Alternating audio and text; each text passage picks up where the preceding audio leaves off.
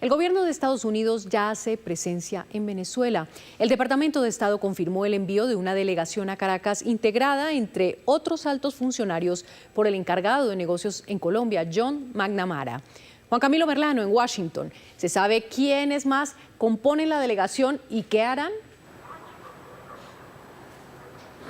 Margarita, mucha atención porque lo que estamos viendo es los primeros pasos para la reapertura, el restablecimiento de las misiones diplomáticas tanto de los Estados Unidos como de Venezuela. Esto es la reapertura de sus embajadas. Un portavoz del Departamento de Estado nos confirmó hace algunos minutos que en efecto el encargado de negocios de los Estados Unidos en Colombia y quien también es jefe de la llamada Unidad para Asuntos de Venezuela, John McNamara, viajó a Caracas en compañía de personal diplomático y de seguridad estadounidense. Esto, abro comillas, con el fin de realizar una evaluación inicial con miras a una posible reanudación gradual de las operaciones en la embajada de los Estados Unidos en Venezuela, que recordemos está cerrada desde marzo del 2019. Las autoridades interinas en Venezuela hacen lo propio. Hace algunos minutos expidieron un comunicado confirmando la llegada de esta delegación estadounidense, que dicho sea de paso es la primera que llega a territorio venezolano tras el operativo que dio con la captura, con la extracción de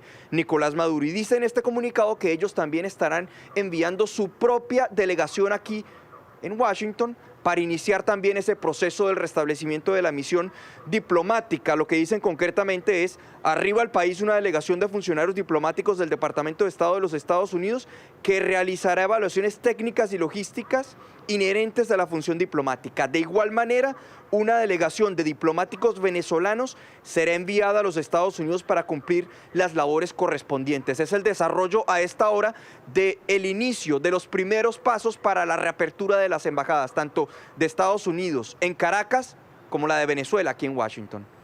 Juan Camilo, y entre tanto, en Venezuela continúa la incertidumbre y la esperanza de centenares de familiares de los presos políticos que permanecen a las afueras de las cárceles esperando la liberación de sus seres queridos. Pese a los anuncios, hasta ahora el Foro Penal confirma 8 excarcelaciones. Beatriz Adrián, en Caracas, ¿quiénes han sido liberados? Hola Margarita, muy buenas tardes. Es decir, como usted decía, un maremoto de emociones entre ansiedad y esperanza. Hasta el momento, según el Foro Penal, han sido liberados 8 personas, entre ellos Viallo Pilieri y Enrique Márquez, son 2 dirigentes políticos, también Larry Osorio, un sargento del ejército que tenía más de 4 años en prisión, y por supuesto los 5 españoles, entre ellos Rocío San Miguel, una importante mujer que hacía parte de la vida social del país como presidenta de la ONG Control Ciudadano. En distintas cárceles del país están a las puertas de estas prisiones los familiares con incertidumbre por no saber, porque no existe una lista de personas que van a ser excarceladas. Habló Jorge Rodríguez de que era un número importante. Provea dice que son más de 400 las personas que van a ser liberadas, pero hasta el momento no hay una lista, no se conocen los nombres y no se han producido nuevas excarcelaciones. Sabemos que esto es un proceso que tarda porque deben ser revisados por médicos y que deben ser emitidas las boletas de excarcelación. Por supuesto, estamos a la espera. Pero vamos a revisar cómo ha transcurrido la jornada de excarcelaciones desde la noche de ayer. Ay, qué felicidad. Sí, vale. Así fue el emotivo abrazo de los políticos Enrique Márquez y Viallo Pilieri con sus esposas tras ser liberados del Helicoide, el centro de torturas más importante del país. Ya estamos aquí contigo, hermano. Ellos salieron con medidas que les prohíben dar declaraciones a los medios de comunicación. Según el Foro Penal, otras 6 personas también fueron liberadas. 5 españoles, entre ellos la defensora de derechos humanos Rocío San Miguel. También fue puesto en libertad Larry Osorio, un sargento del ejército que llevaba 4 años en prisión. En distintas cárceles, familiares de presos políticos esperan con ansias sus liberaciones. Edmundo González les envió un mensaje hoy a estas familias. No queremos rumores ni versiones. Queremos estar con los nuestros, abrazarnos y vivir ese momento cuando llegue. Hoy mi abrazo está con cada familia que espera una llamada. La hermana de una ciudadana de nacionalidad española detenida también espera su liberación. Ha sido una situación muy difícil. tanto para ella como para la familia. Pero nada, tengo fe que hoy es el día. Otras organizaciones de familiares de presos políticos anunciaron la excarcelación del ex juez Alejandro Rebolledo, además de Franklin Alvarado y Alfredo Alvarado. Bien, en este momento el subdirector del Foro Penal está trinando que confirmamos la excarcelación de la ciudadana Aracelis del Carmen Balsa Ramírez. Entonces serían 9 las personas que han sido liberadas hasta el momento. La esposa de Rafael Tudares, hija de Edmundo González Urrutia, también a las 12:40 escribió en su cuenta de X lo siguiente, que después de recorrer varios centros de reclusión, de detención, en busca de mi esposo Rafael Tudares, está regresando al Rodeo 1. Dice que los tribunales en su momento le notificaron que allí se encontraba su esposo y que por supuesto entonces está a la espera a ver si se produce la excarcelación de Rafael Tudares. Es la información por lo pronto, Margarita. Beatriz, gracias. Y mientras centenares de detenidos y sus familias abrigan la esperanza de la libertad, los 5 españoles que fueron excarcelados ya están en su país. En el aeropuerto de Barajas está Tabata Molina. Tabata, ¿cómo fue la llegada? Hola, buenas tardes. Nos encontramos desde la Terminal 4 del aeropuerto de Barajas en Madrid, donde hace un par de horas aterrizaron los 5 ciudadanos españoles que estaban presos en Venezuela y que fueron liberados ayer tras las órdenes dadas por el gobierno de Estados Unidos. Se trata de Andrés Martínez Adasme, José María Basoa, Miguel Moreno, Ernesto Gorbe y la doctora Rocío San Miguel, quien tiene la doble nacionalidad española y venezolana. Estas personas fueron sacadas de la terminal aérea por una puerta alterna y no ofrecieron declaración a los medios de comunicación. Desde aproximadamente las 11 de la mañana comenzaron a concentrarse aquí en la terminal aérea los reporteros de diferentes medios de comunicación, después de que el ministro de Asuntos Exteriores español, José Manuel Álvarez, dijera en una entrevista televisiva que estas personas llegarían a territorio español sobre la 1 de la tarde aproximadamente. Sabemos que llegaron en un vuelo procedente de Bogotá, que partió de allí pasada la medianoche, y que al aterrizar aquí en Barajas bajaron del avión antes que el resto de los pasajeros, y fueron acompañados por autoridades españolas quienes los recibieron. Primero a una reunión con autoridades españolas y bueno, posteriormente fueron llevados directamente del aeropuerto a los sitios de destino de cada uno de ellos, por lo cual no van a salir por la puerta por la que estamos todos esperándolos. En las declaraciones que ofreció el ministro de Asuntos Exteriores español más temprano, informó que estas conversaciones siguen para lograr la liberación de un 6º ciudadano español que sigue preso en Venezuela. Hay que recordar que en total serían 15 los ciudadanos españoles que hasta ayer estaban en los calabozos de los cuerpos de seguridad de la dictadura venezolana. Así que con la liberación de estos primeros 5 quedarían por lo menos 10 en prisión. El día de ayer, el presidente de la Asamblea Venezolana, Jorge Rodríguez, agradeció el gesto del expresidente español, José Luis Rodríguez Zapatero, quien, según el líder chavista, durante los últimos 10 años, ha intervenido en diversos procesos de negociación para la liberación de presos políticos. Tabata, muchas gracias desde Madrid. Y los presos políticos en Venezuela han tenido que soportar torturas, aislamientos prolongados y falta de garantías para un debido proceso, entre muchos otros vejámenes. Violaciones que se agravaron durante el mandato de Nicolás Maduro, especialmente en épocas de protestas contra el régimen y tras las elecciones del año pasado. Estas son algunas de esas terribles historias. Así quedó el rostro de Geraldine Moreno, asesinada el 19 de febrero de 2014 por funcionarios de la Guardia Nacional Bolivariana en el estado Carabobo. Geraldine corre, Geraldine le disparan por la parte de atrás de su cuerpo era un colador y Geraldine se cae. ¿No? A la distancia el guardia vuelve a disparar y en ese momento le caen los perdigones en la cara. La falta de justicia es una de las principales violaciones a los derechos humanos. El Foro Penal documenta otras violaciones que se han registrado en Venezuela desde 2013, como torturas. Una de las víctimas narró lo que vivió estando en el helicoide detenido. Me rasgaron el ojo, entonces yo pedía asistencia médica y lo que hacía era andarme con un bate en la barriga para que evacuase. Agarraban los excrementos, los ponían dentro de una bolsa de cuero que ellos tienen especial para eso, me la amarraban en la cabeza y me colgaban con eso. Las detenciones arbitrarias sin derecho a la defensa privada, el aislamiento prolongado de los detenidos son otras de las violaciones a los derechos humanos. Solo entre julio y diciembre de 2024 fueron encarceladas más de 2.000 venezolanos. Hemos tenido picos represivos, por ejemplo en 2014, tuvimos en 2017, 2019 y particularmente 2024, todo lo que fue este periodo de represión postelectoral pues ha sido sumamente grave y muy difícil. Desde el 28 de julio de 2024, es decir, después de las elecciones presidenciales del año pasado, hasta ahora se han producido cerca de 2.400 arrestos arbitrarios por motivos políticos.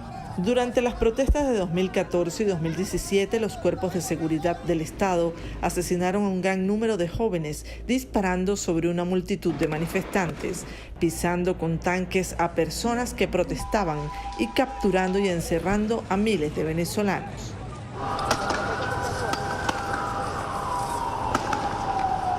La maquinaria represiva del Estado venezolano continúa cometiendo graves violaciones de derechos humanos y delitos.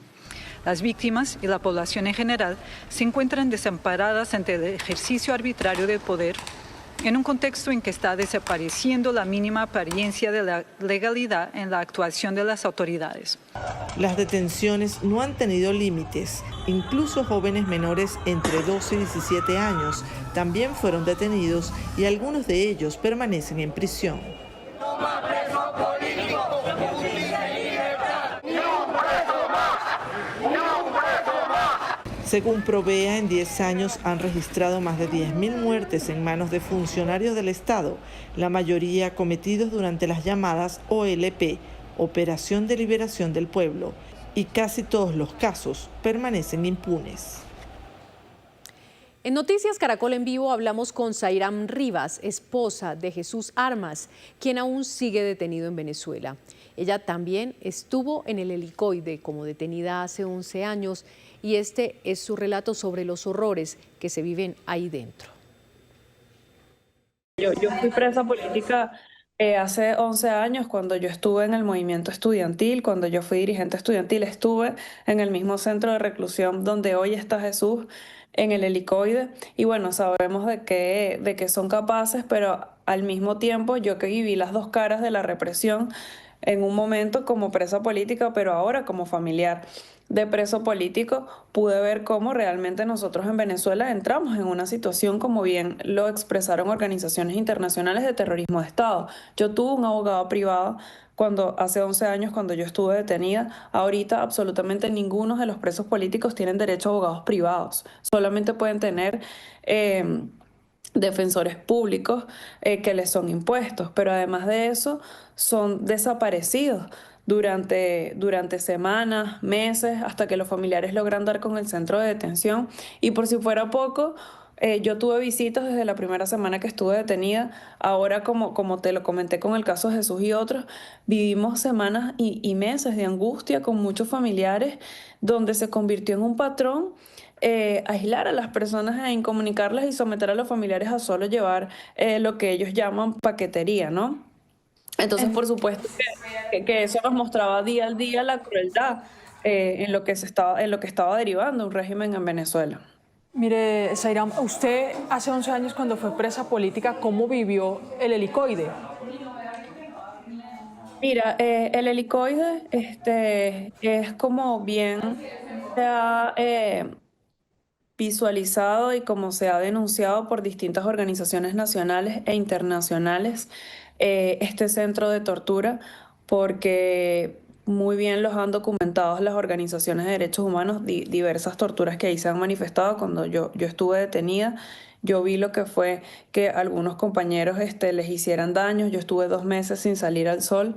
Sin embargo, quiero decir que al día de hoy, y esto es muy importante denunciarlo, porque nosotros no podemos descansar hasta que se liberen a los más de 1.000 presos políticos. Claro. ¿Qué es lo último que usted ha sabido o que supo de su esposo, Zairam? Mira, ellos estas semanas no tuvieron ningún tipo de visitas. Después de todos los acontecimientos del fin de semana, los familiares vivimos una fuerte incertidumbre en Venezuela. ya que previo a lo sucedido con Nicolás Maduro, los presos políticos venían siendo amenazados en muchos de los centros de detención de que ellos iban a ser asesinados si algo pasaba, de que iban a atentar contra ellos y por supuesto en medio de todo este acontecimiento los familiares no tenían comunicación con muchos de los presos políticos y esto aumentaba la situación de angustia que ya normalmente uno tiene, ¿no? Una oscura realidad que ojalá esté empezando a llegar a su fin. El Helicoide, el tristemente célebre centro de detención del Servicio de Inteligencia Bolivariano SEBIN, es el epicentro de buena parte de este capítulo sombrío. ONG y exprisioneros denuncian que al interior de sus muros se han cometido las más graves violaciones de derechos humanos de los últimos años en Venezuela. Está en el corazón de Caracas, la capital venezolana. Es una estructura de concreto que en la década de los 50 fue levantada como un centro comercial. Hoy su nombre provoca temor. El Helicoide ha sido señalado por organismos internacionales como el centro de tortura más grande de la región y un símbolo de violación sistemática de los derechos humanos. Sus densos muros dan cuenta del dolor de miles de personas que han sido prisioneras en este lugar, sinónimo de horror, según relatan quienes estuvieron de rejas para adentro. Donde nos torturaban, yo tengo aquí torturas en la mano, donde nos cortaban, donde nos colocaban periódico en los ojos y colocaban tape. A mí, mira, cada vez que yo escucho una caja, cuando le colocan un tape adhesivo que suena duro, me recuerdo cuando me colocaban el tape en los ojos y me golpeaban. Allí no llegan los delincuentes comunes, van los presos políticos, manifestantes y opositores del régimen que alguna vez levantaron su voz contra la dictadura de Nicolás Maduro o el chavismo.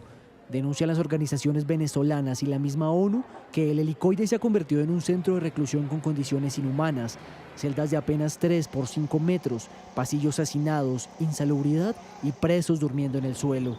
Uno duerme con ratas, cucarachas, donde uno hace sus necesidades. Usted puede evidenciar los videos que yo he subido en mis redes sociales donde uno hace sus necesidades en potes de Pepsi-Cola, Coca-Cola, en cualquier envase, donde en la madrugada te despiertan con música a todo volumen, donde no te dejan dormir, donde te amarran con cadenas. Relatan que no hay acceso regular a los baños y que al encierro y al aislamiento se suma la incertidumbre y el miedo provocado por el Servicio Bolivariano de Inteligencia de Venezuela, conocido como SEBIN.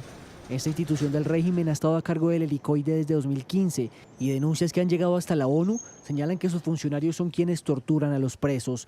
Dicen que las órdenes son impartidas desde los niveles más altos del poder y que no hay nadie dentro de la prisión que garantice los derechos de los opositores. Precisamente hablamos con Víctor Navarro, un exprisionero político quien fue detenido en 2018 cuando terminaba sus estudios de periodismo y lideraba una organización de ayuda a jóvenes víctimas de la represión. Él recreó lo que viven los presos políticos en el Helicoide en una experiencia de realidad virtual que ha llevado a distintos países y organizaciones del mundo para generar conciencia. Cuéntenos, por favor, en qué momento fue su detención en el Helicoide y lo que nos quiera narrar al respecto. En efecto, fui torturado, no solamente psicológica, sino también físicamente durante el tiempo que estuve allí. Nunca se respetaron los derechos, nunca tuve un abogado, nunca tuve una visita, nunca pude tener una llamada a mis familiares. Me golpearon muchas veces. Me raparon el pelo tipo como hacían en Auschwitz en los campos de concentración.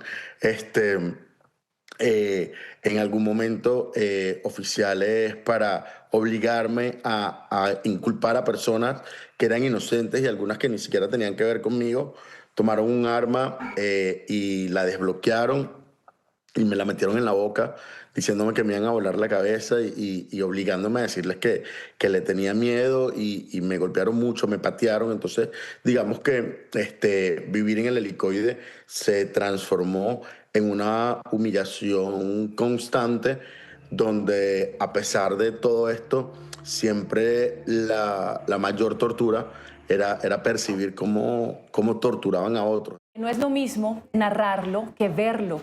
Y usted lo que hizo fue que transformó esa experiencia en una experiencia de realidad virtual, con unas gafas de realidad virtual en donde las personas pueden ver o sentir de alguna manera lo que es este centro de tortura, el helicoide. Allí lo que tú puedes ver es cómo son las celdas. Cómo están las celdas y las condiciones en las que viven los presos políticos. Te das cuenta cómo dormíamos en el piso. Nosotros, en efecto, recreamos el espacio e íbamos construyendo con diseñadores el espacio hasta que garantizáramos que se pareciese lo más cercano a la realidad. Ellos lo dibujaron, luego nosotros lo veíamos cuando hicieron los polígonos y crearon los assets, lo veíamos en realidad virtual. Muchos no estábamos en la misma ciudad porque estábamos en el exilio, pero veían streaming de la experiencia e íbamos validando cómo se acercaba más a la realidad para que las personas pudiesen verlo. Y hay un momento donde puedes escuchar, estando dentro de la celda, los testimonios de la voz de cada una de las personas que allí están detenidos.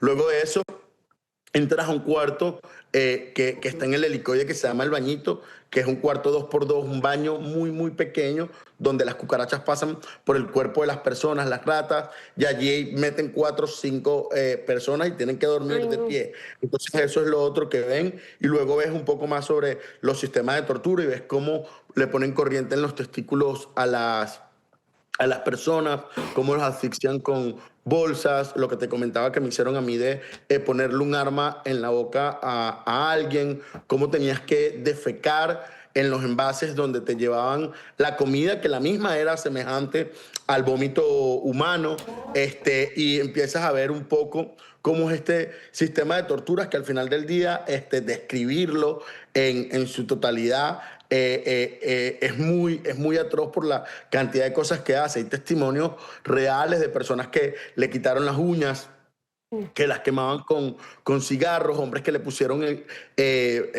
palos, se los metían por el ano, o por ejemplo el caso de Mirlendris, que de la tortura le hicieron abortar y la dejaron en silla de ruedas y sigue estando detenida, por cierto, presa de Cilia Flores. Ojalá ella y todos los prisioneros políticos sean liberados. Mientras en Venezuela empiezan a recobrar la libertad algunos de los detenidos del régimen de Nicolás Maduro, en Valledupar una familia espera tener esa buena noticia, pues 2 de sus integrantes al parecer permanecen detenidos desde octubre de 2025. Desde el Cesar siguen esperando respuestas. En una vivienda del barrio Los Fundadores de Valledupar, la familia Gutiérrez observa con ansiedad las noticias sobre Venezuela. La razón es que se han enterado de las liberaciones de presos políticos luego de la caída de Nicolás Maduro. El día 26 de octubre, domingo, salieron a una gallera. Ellos eran bastante aficionados a los gallos, salieron a una gallera y según las indicaciones que nos dan es que fueron interceptados por personas encapuchadas, por personas que indicamos nosotros acá que es del régimen. Y desde ese momento no se sabe nada absolutamente de ellos. Aldemar explica que Reinaldo trabajaba en una casa campo de la madre de María Corina Machado y que por esa razón el 26 de octubre lo habrían detenido junto con su hijo, quien viajó al vecino país a visitarlo en esos días. Reinaldo Gutiérrez, ese es un señor de 58 años, él se fue de aquí hace aproximadamente 25 años, 20 años. Él trabaja ya como obrero o haciendo limpieza a una casa campo, mantenimiento a una casa campo, que pertenece a la mamá de la señora María Corina Machado. Eso es lo que hace, limpieza. De hecho, el partido 20 Venezuela ya se había pronunciado por esa captura en octubre. No es la primera vez en el Cesar que una familia espera la liberación de colombianos presos en Venezuela sin razón ni debido proceso. En Pueblo Bello, durante meses, una familia padeció una situación similar. Al gobierno nacional que nos apoye, porque realmente nosotros no tenemos ni ellos tenemos ninguna clase de color político. Queremos nos apoyen. Hemos visto cómo de otros países, otros presos de otros países han sido liberados y por qué colombianos no hay ni un liberado hasta el momento. Estas personas le piden al gobierno nacional por lo menos un pronunciamiento, un mensaje que indique que no han olvidado a los cesarenses presos en Venezuela.